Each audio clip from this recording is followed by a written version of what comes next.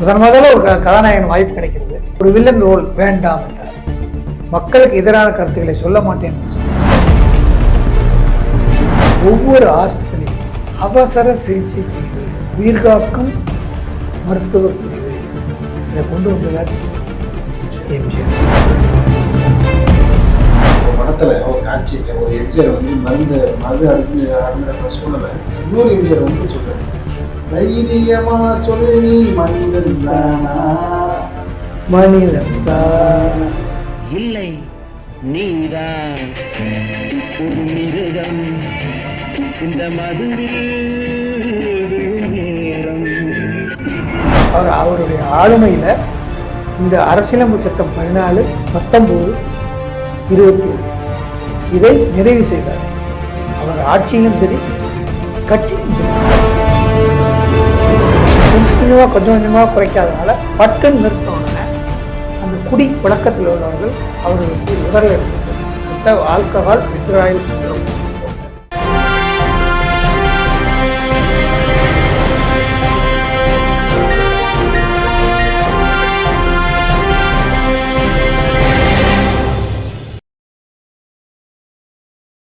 CCN media நேயர்களுக்கு இனிய வணக்கம். பொற்கால ஆட்சி வந்து பல்வேறு தருணங்களை வந்து நம்ம நாடு பார்த்த நிகழ்வு வந்து அதுல எம்ஜிஆர் ஆட்சியும் ஒன்று என்று இன்று வரை பொருளாதார ஆர்வலர்களும் அரசியல் விமர்சகர்களும் நாட்டு மக்களும் பல்வேறு தொழிலதிபர்களும் கூறுவதுண்டு. அப்படிப்பட்ட எம்ஜிஆர் ஆட்சி காலத்தில் நிதிநிலை அறிக்கை எப்படி இடம்பெற்றது, எதை நோக்கி இடம்பெற்றிருந்தது, யாருக்கான நிதிநிலை அறிக்கையாக அவர் தயாரித்து வழங்கியிருந்தார், ஏழைகளுக்காகவா அல்லது பணக்காரர்களுக்காகவா இல்ல தொழிலதிபர்களுக்காகவா தொழிலாளர்களுக்காகவா ஒட்டுமொத்த அனைத்து தரப்பு மக்களுக்காகவா என்பது பற்றியும் பல்வேறு கேள்விகளுக்கு பதிலளிக்க இணைந்திருக்கிறார் முன்னாள் சட்டப்பேரவை உறுப்பினரும் எம்ஜிஆர் தீவிர ரசிகரும் அரசியல் விமர்சகருமான திரு ஸ்ரீதரன் அவர்கள். வணக்கம் சார். வணக்கம். பொற்கால ஆட்சி யார் கொடுத்ததுன்னா முதல் ராஜராஜ சோழர்கள் ஆட்சி பொற்கால ஆட்சி. அதான் இன்னைக்கு வரைக்கும் பார்த்தீங்கன்னா சோழர்கள் பற்றி பேசுறாங்க. கடந்த நூற்றாண்டுல எம்ஜிஆரோட ஆட்சியை பற்றி இன்றைய வரை வந்து பேசப்பட்டு வருகிறது.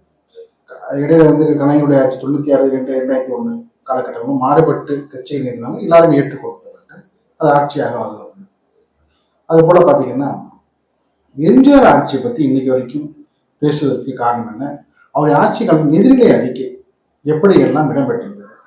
ஏன்னா இப்போ நடுவர் அரசு நிதிநிலை அறிக்கை தாக்கல் செய்த இந்த நேரத்தில் இந்த கேள்வியை உங்கள்கிட்ட முன்வைப்பது சரியாக என்று நினைக்கிறேன். ரைட். எம்ஜிஆரை பற்றி நீங்கள் அதிமுக முன்னாள் சட்டமன்ற உறுப்பினர், அதனால நீங்கள் எம்ஜிஆரை பற்றி புகழலாம், பாராட்டலாம், பாராட்டு பத்திரமும் வாசிக்கலாம். ஆனால் எம்ஜிஆர் ஆட்சி இந்த 10 வருஷம் 11 வருஷத்துல ஒன்றுமே மைனஸுங்கிறது ஒன்றுமே இல்லையா அப்படின்னு ஒரு விவாதத்தை வச்சா கூட நான் முழுதுமாக அதை ஏற்றுக்கொள்கிறேன். குறைகள் இல்லாமல் இல்லை, அதை நான் ஏற்றுக்கொள்கிறேன். அது நான் சொல்றேன். அது ஆட்சிக்கு வந்து அதுக்கு ஒரு உதாரணத்தை சொல்றேன். அதான் ஒரு முதல் உதாரணம் சொல்றேன். எம்ஜிஆர் அவர்கள் 1936 தான் ஹீரோவா நடிக்கிறார் சதிலீலாவில். அதுக்கு முன்னாடி ஒரு ஹீரோ சான்ஸ் ஒரு கிடைச்சது. அதில் வந்து ஒரு மைனஸ் கேரக்டர், அதாவது மக்களுக்கு எதிர்மறையான ஒரு கருத்துள்ள ஒரு அந்த கதாபாத்திரம். அதை துறந்தார். முதல்ல ஒரு கதாநாயகன் வாய்ப்பு கிடைக்கிறது. எதிர்மறை கதாநாயகன். ஆமா, ஒரு வில்லன் ரோல் வேண்டாம் என்றார். மக்களுக்கு எதிரான கருத்துக்களை சொல்ல மாட்டேன் என்று சொன்னார். அப்போ அவர் இன்னும் ஹீரோவே ஆகவில்லை. திரையில் வந்தால் போதும் என்று எல்லோரும் நினைக்கின்ற அந்த காலகட்டத்தில், அந்த கஷ்டமான காலகட்டத்தில் அவர் வந்து அதை ஏற்றுக்கொள்ளவில்லை. சதிலீலாவில் இன்ஸ்பெக்டர் வேலத்தில் தான் நடித்து அது மக்களுக்கு அந்த அந்த கதாபாத்திரத்தில் என்னத்தை செய்ய முடியும் என்பதை அப்பொழுது இருந்தார். அப்ப இதிலிருந்து என்ன செய்கிறது, அவர் எண்ணம் நல்லதை செய்ய வேண்டும் என்பதுதான். சூழ்நிலைகள் எப்படியோ அது பின்னாடி வருகிறேன். ஆனால் ஒரு விதை நல்ல விதையாக விதைக்க வேண்டும். விதையும் விதைக்கிறது நல்ல விதையா இருக்கணும், வளர சூழலும் நல்ல சூழல். அதுதான் சொல்ல வரேன். அதுதான் வந்து அவருக்கு வந்து கும்பகோணத்துல காளியின் ரத்னம் அவர் அரவணைப்புல வளர்றாரு. அவர் நற்பண்புகளை சொல்லிக் கொடுக்குறாரு. அவரை அழைச்சிட்டு வர்றாரு, கை பிடிச்சு அழைச்சிட்டு வர்றாரு. அவர் தான் நாடகத்தினுடைய இலக்கணத்தை சொல்லிக் கொடுத்தவர் தான் காளியண்ணன். அத்தனையும் அவர் ஆசிரியராக இருந்து அவர் வந்து சொல்லிக் கொடுத்தார். இப்படி மற்றவர்களால் உயர்ந்தவர், வளர்ந்தவர். அதனால்தான் மற்றவர்களுக்காக வாழ்ந்தார். தன்னுடைய குணங்களை, தத்துவங்களை மக்களிடத்தில் எந்த சூழ்நிலையும் சமரசம் செய்து கொள்ளாத ஒரு அரசன், நாட்டை ஆண்ட ஒரு மக்கள் தலைவர். ஒரு படத்துல ஒரு காட்சியில ஒரு எம்ஜிஆர் வந்து மது அருந்துற சூழலை இன்னொரு எம்ஜிஆர் வந்து சொல்றாரு, தைரியமா சொல்லு நீ மனிதன் தானா, மனிதன் தானா, தைரியமாக சொல் நீ மனிதன் தானா, மனிதன் தானா, இல்லை நீதான் ஒரு மிருகம், இந்த மதுவில் விழும் நேரம். அதாவது மது குடிச்சீங்கன்னா வந்து நீ மிருகம் ஆயிடுற அப்படின்னு சொன்னாங்க. இப்ப கட் பண்ணுங்க, இப்ப ஆட்சிக்கு வாங்க. 77 ஆட்சிக்கு வந்த உடனே மது விலக்கு, யார் மது குடிக்க கூடாது. ஆனால் சூழ்நிலை, இப்பதான் நீங்க சொல்ற சூழ்நிலை, நல்ல விதையை விதைக்கிறோம். ஆனால் சூழ்நிலையும் மண்ணும் இயற்கையும் என எல்லாம் ஒத்து போகனால்தான் அந்த விதை நல் விதையாக முளைத்து வளர்ந்து மகசூலை கொடுக்கும் என்று சொல்வது. ஆனால் விதை நல்ல விதை தான். மக்களை நல்ல வழியில் காட்ட வேண்டும் நினைக்கிறோம், மது குடிக்க கூடாதுன்னு நினைக்கிறோம். ஆனால் சில சந்தர்ப்பங்களில் சூழ்நிலையில் சமூக விரோதிகளால், அது எதிர்கட்சிகளால் சாராயம் காய்ச்சப்பட்டு கள்ளச்சாராயம் குடித்த அந்த மக்கள் அது அவதிப்படுவது, இறந்து போகிறார்கள். இது ரொம்ப மனவேதனையானது. அப்போ இந்த இடத்துல தான் மருத்துவராக பார்க்குறேன்.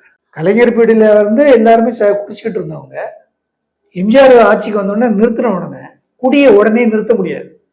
சயின்டிஃபிக்கா, மெடிக்கலா அது கொஞ்சம் கொஞ்சமா தான் நிறுத்த வேண்டும்.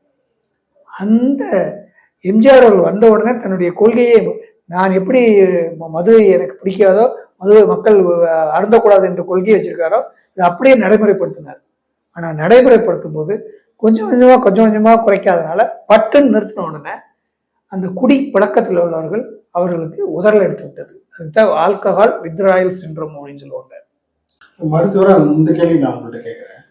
அதாவது எந்த நிலையிலையும் எந்த நேரத்திலையும் அந்த மதுவை வந்து மறுபடியும் வந்து நம்ம ஆதரிப்பது என்பதோ இல்லை கூட அதை வந்து மக்களுக்காக அப்படின்றதோ வந்து அது தீமை தானே. தீமை அதுதான் கேட்குறாங்க.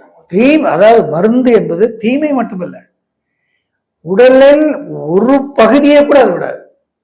ஏன்னா திருக்குறள்ல வந்து கல்லுண்ணாமை தீமைன்னு தான் சொல்லுவாங்க. அதாவது அதுல எந்த விதமான இதுல எல்லாரும் சயின்டிபிக் ப்ரூவன் மது வந்து ஒரு அரக்கன், ஒரு செல்லரிப்பு மாதிரி அப்படியே அரிச்சு ஒண்ணு அணுவாக கொண்டு விடும். இல்ல அவருடைய திரைப்படத்துல பாடிய மது சம்பந்தமான தீமைகளை ஆட்சியில ஏன் நடைமுறைப்படுத்தவில்லை என்ற கேள்வி வந்து முன்வைக்கப்படுகிறது. அதான் சொல்றேன். அதான் முதல்ல அது மதுவிலக்கை கொண்டு வந்தார். அப்புறம் மதுவிலக்கு இறந்த உடனே சொன்னார்.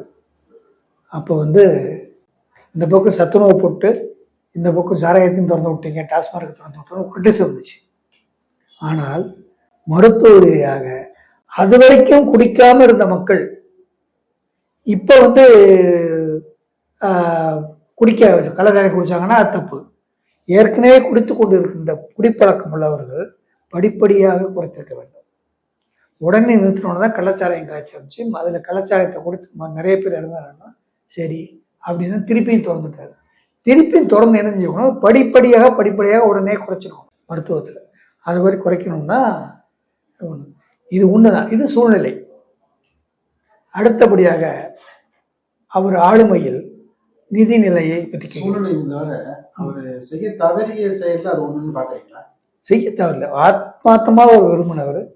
அவர் கண்ட கனவே மக்கள் நலமாக இருக்க வேண்டும். எம்ஜிஆர் ஆட்சிக்கு வந்த உடனே இவங்க வந்து ஆள முடியாது அப்படிங்கும்போது இந்த சுப்பு அவர் வந்து சட்டமன்றத்தில் திறமையில்லாத ஒரு இடத்தில் ஆட்சி தமிழ்நாட்டுடைய ஆட்சி அதிகாரம் சென்று விட்டது என்று எம்ஜிஆர் பற்றி சாடையில் சொல்லியிருக்காரு. எம்ஜிஆர் கேட்டே இருந்தேன். ஆமாம், உண்மைதான், எங்களுக்கு நிர்வாக திறமை இல்லை என்றது உண்மைதான். எங்களுக்கு நிர்வாக திறமை இருந்திருந்தால் சுப்புக்கு ஏதோ ஒரு உதவிஞ்சிருக்கு. சுப்பு அந்த அவர் தொகுதியில் வந்து ஓட்டு கேட்டு சுப்புவை நான் ஜெயிக்க வைத்து சட்டமன்றத்திற்கு வரவழைப்பதற்கு நான் முன் வந்திருக்க மாட்டேன். அது எனக்கு திறமை இல்லாதனால தான் எனக்கு, என்னுடைய அறியாமையினால தான் அதை செய்வேன் அப்படின்னு ஸ்லாட்டியாக பதில் சொன்னார். அவருக்கு ஒரு மாதிரி ஆகிப்போச்சு, ஏன்டா அது சொன்னோன்னு அப்படின்னு சொல்லிட்டு. அப்புறம் அவ்வளவு இருந்தவர் சுப்பு ஒருத்தர சொன்னாராம், இவர் முதலமைச்சர் இருக்கும்போது, ஆனால் நீங்கள் வந்து திருப்பி சினிமா படத்தில் நடிங்க அப்படின்னு சொன்னவரும் சுப்பு தான் அப்படின்னு சொல்லுவாங்க. மீண்டும் நீங்கள் சினிமா நடிங்க, நீங்கள் முதலமைச்சராக இருங்க, ஆனால் நடிங்க அப்படின்னா என்ன அர்த்தம், மக்கள் அதை விரும்புகிறாங்க, அதை உணர்ந்து கொண்டாங்க. ஸோ அதனால எம்ஜிஆருடைய பலம் நிறைய பல மடங்கு. சிவாஜி கணேசன், ரஜினிகாந்த், கமலஹாசன் சொன்னாங்க. எம்ஜிஆருடைய முதலமைச்சர் ஆனதுக்கு அப்புறம் வந்து அவர் நடிப்பதை நிறுத்தினது வந்து எங்களுக்கெல்லாம் ஒரு விதத்தில் பார்த்தீங்கன்னா ரொம்ப ஒரு எதிர்பாராத இழப்பு இருந்தாலும் கூட எங்களுக்கு வந்து ஒரு திரை மூலியமா எங்களெல்லாம் நல்வழிப்படுத்திட்டாரு. என்ன அது வந்து இல்லாமல் போயிடுச்சு. ஆனால் தூரத்துல இருந்து எங்களோட படங்கள்லாம் பார்த்தீங்கன்னா படங்களுடைய வெற்றியோட வந்து கலந்துட்டாங்க. அதே மாதிரி ஒவ்வொரு படங்களையும் பார்த்துட்டு முதலமைச்சர் பிஸி ஷெடியூல், பயங்கரமான டைமே இருக்காது. ஆனால் படம் பார்த்து இவரே ஃபோன் பண்ணுவாராம், படம் பார்க்க வரேன், நல்லா நடிச்சிருக்கேன் அப்படின்னு சொல்லிட்டு முந்தான நடிச்சு ஓடிட்டு இருக்கும்போது அந்த ஃபங்க்ஷன் வந்தாராம், பாராட்டு விழா. அதோடைய எண்ணம் வந்து இந்த காணொலியில் இருக்கு. முந்தான முடிச்சுக்கு அதை வந்து ஏஎன் சரவணன் பெருமையாக சொல்லுவார். அவ்வளோ ஒரு டைட் ஷெடியூல்லையும் வந்து ஷீல்டு அத்தனை பேர் கொடுக்கணும், நிறைய பேர் கொடுக்கணுமா, அதையும் பொறுமையாக எடுத்து கொடுத்துட்டு வந்தார். ஏன்னா அவர் ஒரு திரை கலைஞராக கலைஞரோட விஷயங்களை வந்து பார்த்தவர், அவர் திரைப்படங்களை பார்த்தவர். எவ்வளவு திரை தொழிலாளர்கள் வந்து எப்படிலாம் இயங்குவாங்க அப்படிங்கிறது உள்ளாந்து சிந்திச்சவர், நேரில் வந்து அதெல்லாம் வந்து கண்டவர். அதனால அவர் வந்து சரி நம்ம ஒரு 4 பேர் கொடுத்துட்டு போயிட்டா நமக்கு எம்ஜிஆர் கையில் விருது வாங்கணும் அப்படின்ட்டு இருப்பவர்களுடைய எண்ணங்களை வந்து நம்ம வந்து மாற்றி அமைச்சு போயிட்டு. அதனால இன்பமும் துன்பமும் மனிதனுக்கு இன்றியமையாதது. ஆனால் இந்த இன்பத்திலும் துன்பத்திலையும் நான் இருக்கிறேன் என்று சொன்ன ஒரு மக்கள் தலைவர். அவர் என்ன சொல்லுவாராம், எம்ஜிஆர் இறக்கிறதுக்கு 24/87 காலையில் 3 மணிக்கு இறக்குறாரு. 23 நைட்டு அவருடைய டாக்டர் சுந்தரமா என்னமோ சொல்லுவார், பாலசுந்தரம் நினைக்கிறேன், அவருடைய பர்சனல் டாக்டர் பிசிஷியன், அவர் வந்து பார்த்துட்டு நல்லா இருக்கு, பிபி எல்லாம் பார்த்துட்டு நல்லா இருக்குன்னு சொல்லியிருக்காங்க. அப்போ ஒரு மோர் கடைசியில் 10 மணிக்கு மோர் சாப்பிட்டுட்டு எம்ஜிஆர் சொன்னாங்க, சரி நான் சாப்பிட்டேன், நான் தூங்க போகிறேன், நீங்களாம் சாப்பிட்டீங்களா? அவர் கேட்ட கடைசி வார்த்தை. கடைசியில் மூச்சு மூடுறதுக்கு முன்னாடி கூட எப்படி வந்து செஞ்சுக்கிறார், நான் தூங்க போகிறேன், நீங்களாம் போங்க, வீட்டுக்கு போங்க, சாப்பிட்டீங்களா? எல்லாம் நீங்கள் சாப்பிட்டீங்களா? சரி நீங்களாம் வீட்டில் இருங்க, ரெஸ்ட், நானும் தூங்க போகிறேன் அப்படின்னு சொல்லி தான் போனேன். ஒவ்வொரு மெஜாரிட்டியான பாசிட்டிவ் திங்கிங் போது ஒன்று மைனஸ் தெரிகிற பிரச்சனைகள் இருந்தாலும் பாசிட்டிவான மேட்டரை தான், நற்குணங்களை தான் நம்ம வந்து ப்ரொஜெக்ட் பண்ணணும், அதை எடுத்து சொல்லணும். ஏன்னா பல காரணங்கள் இருக்கும். ஆனால் ஒரு மனிதன் அவனால் முடிந்ததை செய்கிறான் என்று எண்ணம் இருந்தால் போதும், கண்ணிலே தெரியாது. ஒவ்வொரு நிதிநிலை அறிக்கையும் இப்போ வாங்குறாங்களே 5 லட்சம் கோடி, 5 லட்சம் கோடி, அப்போல்லாம் மேட்சிங் கிராண்டுங்கிறதே கிடையாது. மத்திய அரசு சரிபார்ப்பு நிதி, ஒரு டேம் கட்டுறோம், நீங்கள் பாதி, ஸ்டேட் கவர்மெண்ட் பாதி, சென்ட்ரல் கவர்மெண்ட் பாதினா அந்த ஸ்கீமே கிடையாது. நம்ம தமிழ்நாட்டில் உள்ள வரியை வச்சு தான், வருவாயை வச்சு தான் தமிழ்நாட்டுடைய பெரும்பாலான திட்டங்களுக்கு நம்ம செலவழிக்க வேண்டும். ஒரு சில திட்டங்களுக்கு தான் அது வந்து மத்தியிலிருந்து நமக்கு கொடுக்கப்படும். கல்விக்கு, சுகாதாரத்துக்கு, மற்ற இந்த மாதிரி திட்டங்களுக்கு, நிதிகளுக்கு, இந்த உணவு பழக்க வளங்கள் அதுகளுக்கு தான் கொடுக்க முடியாது. அதே சத்துணவு திட்டத்துக்குலாம் ஒரு சில தொழிலதிபர் கூப்பிட்டே சொல்லிட்டாங்க. ஆமாம், அது பார்த்தீங்கன்னா எல்லாம் வந்து முழுக்க வந்து மக்களுக்காக செய்கிறது, நீங்கள் வந்து முழு பொறுப்பெடுத்துக்கணும் அப்படின்னு. அது போல வந்து நிறைய திட்டங்களுக்கு வந்து யாரால எப்படிலாம் வந்து சம்மதிக்க வைக்கணுங்கிறது நல்லா அறிஞ்சவர். சத்துணவு திட்டத்துல முட்டையில ஊழல்ன்றாங்க, அதுல ஊழல் இதுல ஊழல்னு சொல்றாங்க.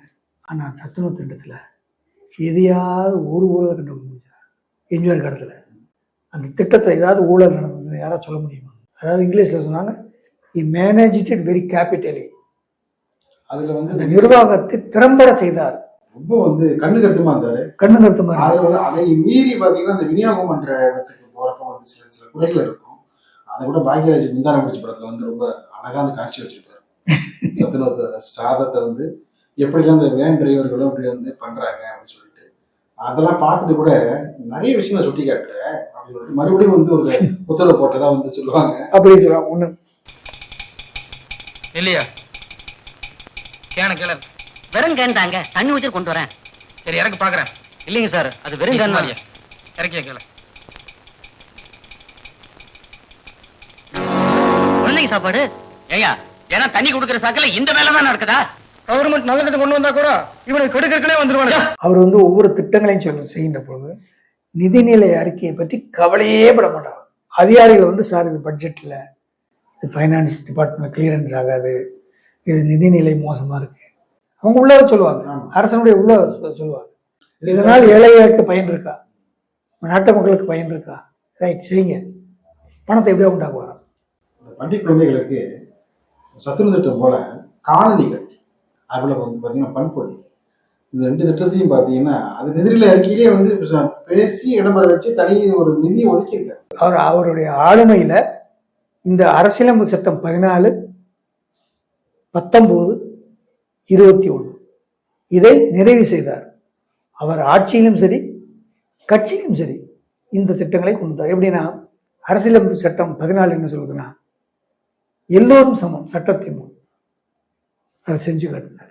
அப்புறம் லிபர்ட்டி, பர்சனல் லிபர்ட்டி, அப்புறம் ஃபண்டமெண்டல் ரைட்ஸ்,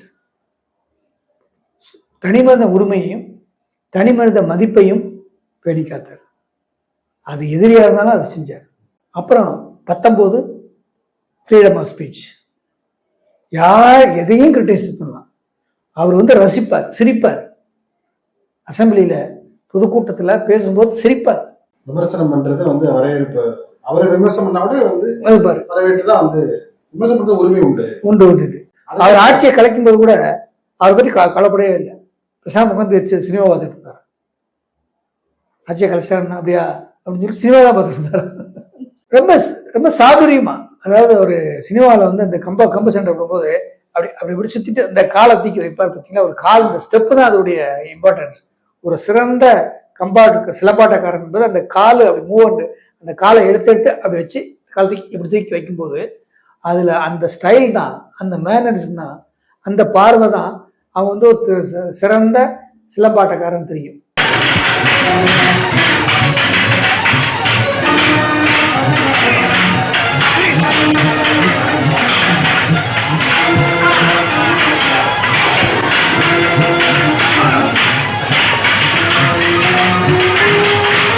அப்ப இந்த 3 திட்டத்தை எதுனா அடிப்படை வசதி, சுகாதாரம், கல்வி, இது 3 இருந்துட்டு எம்ஜிஆர் வந்து 71 டிஎம்கே ஆட்சிக்கு வரும்போது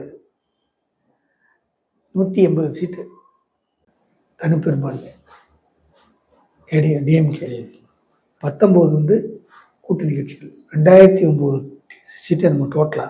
திமுகவுடைய அதிக வந்து எண்ணிக்கையிலான இது வந்து அந்த காலகட்டத்தில். அப்போ எம்ஜிஆர் சொன்னாராம் கலைஞர்கிட்ட, எனக்கு வந்து சுகாதாரத்துறை அமைச்சராக போங்க அப்படின்னு கேட்டாராம். ஷூட்டிங் எங்கேயே இருந்தா, டெல்லியில் எங்கேயோ இருந்தான், வெஸ்ட் பெங்கால் டெல்லியிலே இருந்தான். கலைஞர் கொடுக்கல, மனசுலேயே வச்சுருந்தாங்க. இவர் 77 முதலமைச்சரான பிறகு அந்த சுகாதாரத்துறையை இவரே வச்சிருந்தார். அதுக்கு பிறகு தான் கண்டை கொடுத்தாரு. ஸோ அந்த வகையில் முதல் 77 சுகாதாரத்துறை அமைச்சராக இருந்த எம்ஜிஆர் அவருடைய அந்த டிபார்ட்மெண்ட் கீழே தான் நான் தான் டாக்டர். அது வந்து உங்களுக்கு கூடுதல் மகிழ்ச்சி. அப்போ அவர் என்ன செஞ்சார் இருக்கும்போது, ஒவ்வொரு ஆஸ்பத்திரியும் அவசர சிகிச்சை பிரிவு, உயிர்காக்கும் மருத்துவ பிரிவு இதை கொண்டு வந்தது யார் தெரியுமா? எம்ஜிஆர். ஒவ்வொரு பிரைமரி ஹெல்த் சென்டர்லையும் ஒவ்வொரு ஆரம்ப சுகாதார நிலையத்தையும் உண்டாக்கி அங்கு அவசர சிகிச்சை பிரிவு என்ற பிரிவை தமிழகத்தில் நடைமுறைப்படுத்திய ஒரு தலைவர் எம்ஜிஆர். அதே மாதிரி கல்வியில படிக்க வர மாட்டேங்கிறாங்க. என்ன பண்ணலாம்? சிந்திக்கிறாரு. சின்ன வயசுலயே குழந்தைகள் வேலைக்கு போகுது. ஏன்னா இவர் போன மாதிரி, இவர் 4ஆம் கிளாஸ்ல வேலைக்கு போன மாதிரி, டிராமா கம்பெனிக்கு வேலைக்கு போன மாதிரி இவருக்கும் குழந்தைகளுக்கும் வேலைக்கு போகுது. இதை கல்வி எப்படி உண்டாக்குறதுனா சத்துணவு திட்டம். யாருமே யோசிக்க முடியாத திட்டம், நடைமுறையே கனவுளோட நடத்த முடியாதுன்னு சொன்ன திட்டம். அதை கையெழுத்து நிறைவேற்றி காட்டினார். அடுத்து அடிப்படை வசதி, குடிநீர், ரேஷன் அரிசி, பொது விநியோகம், இதை கண்ணும் கருத்துமா பார்த்தார். 3 துறைகளை இவருக்கு இவருடைய துறைகள் வேற இருந்தாலும் இந்த 3 துறைகளை மட்டும் அப்பப்போ ஆய்வு செய்வாராம். நிதி அறிக்கை இதுல தான் நிறைய போகும். இந்த நிதி மேலாண்மை பற்றி சொல்லும்போது எந்த ஒரு அரசாங்கமும் தன்னுடைய நிதிநிலை அறிக்கையில் பெருவாரியான வரும் தொகையை ஒதுக்குவது கல்விக்கு, அடுத்து உணவு, அடுத்து விவசாயத்துக்கு. ஆனால் எம்ஜிஆர் அவர்கள் கல்விக்கு, சுகாதாரத்துக்கு, அடுத்து உணவுக்கு அப்படின்னா பசியும் பட்டினியும் இருக்கக்கூடாது. மக்களாட்சியின் மன்னர் என்ற எம்ஜிஆர் மக்கள் வாழக்கூடாது, பட்டினி இருக்கக்கூடாது, குடிக்க தண்ணீர் இல்லாமல் துவண்டு போய்விடக்கூடாது, கல்வி அறிவில்லாமல் கல்விக்கு ஒளி கொடுக்க வேண்டும் என்று இதை சிரத்தை எடுத்து கரமேல் சிறமேல் சிரத்தை எடுத்து வைத்து கண்காணித்து அதை கடைப்பிடித்து நிறைவேற்றி அதை வெற்றிகரமாக செய்தார் என்றால் அதை பேசுவதில் உள்ளபடியே நமக்கெல்லாம் பெருமையே. பல்வேறு விஷயங்கள் நிதிநிலை அறிக்கை உள்ளிட்ட அவர் எப்படிலாம் இந்த 3 துறைகளை எப்படிலாம் கண்டு கருத்துமாக பார்த்தாரு என்பது போன்ற இதுவரையும் யாரும் சொல்லாத ஒரு விஷயத்தை சொல்லியிருக்கேன். தொடர்ந்து இதை பற்றி பேசுவோம். நிகழ்ச்சியில் பங்கேற்ற கருத்தை தெரிவித்தமைக்கு நன்றி.